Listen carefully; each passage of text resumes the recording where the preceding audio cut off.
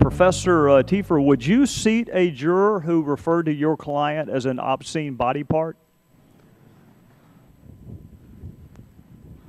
I'm sorry. Would you seat a juror in a trial who referred to your client as an obscene body part?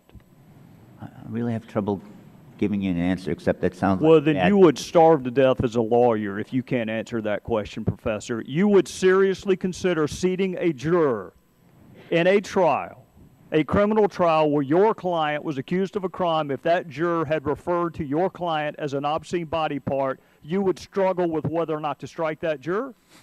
Well, it doesn't sound too good. No, it's not. And I'll give you some free litigation advice. You'll want to use one of your strikes on that juror.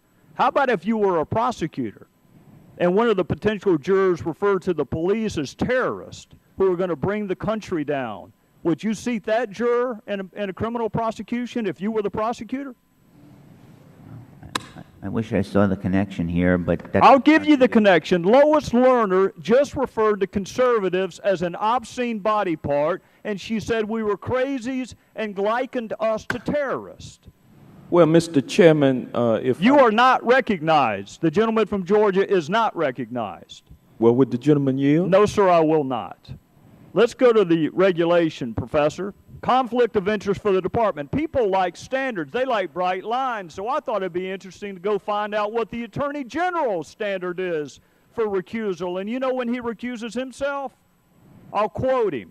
When there's the potential appearance of a conflict, he recused himself from a criminal prosecution when there's the potential appearance of a conflict. Those are his words, not mine. So that's the standard for when there should be a conflict. I want us to analyze whether or not there could possibly be the potential appearance of a conflict.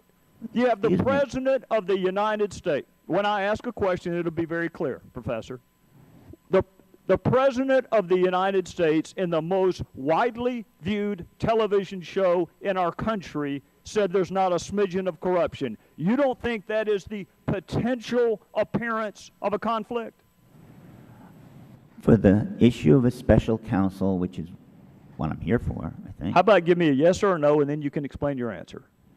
I think it's irrelevant what the President says to whether there's a conflict of interest. What if a judge says, let's go give this guilty bastard a trial? Is that irrelevant? Would you want that judge? If he prejudged the outcome of a prosecution, said, let's go give this guilty guy a fair trial. Given the independence of the public integrity section for the last 30 years, I don't think it matters what. So you don't think it matters that the chief law enforcement officer for this country, before there is an investigation, while there are emails missing, before he's analyzed one scintilla of evidence, prejudges and says there's not a scintilla of corruption? You don't think that matters? You don't even think it creates the potential appearance of a conflict? I absolutely reject that the standard here is the standard you're naming for recusal. If he recuses himself, it's still the same justice. How about when the Department of Justice trades emails with Lois Lerner seeking to implement an idea from a Democrat senator? Do you know Senator Whitehouse? My understanding is the idea was rejected after the meeting in question, that the idea was... I'm simply saying, do you really want the Department of Justice and the IRS taking their prosecutorial advice from a Democrat senator?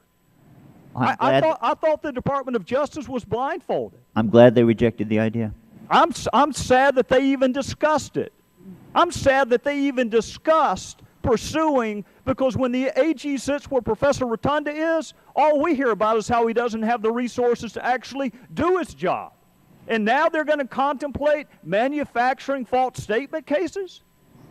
You can't do that when you are the chief law enforcement officer for this country. And it wasn't a hot mic situation where he's whispering to Eric Holder. It's on the most watched television show in our culture.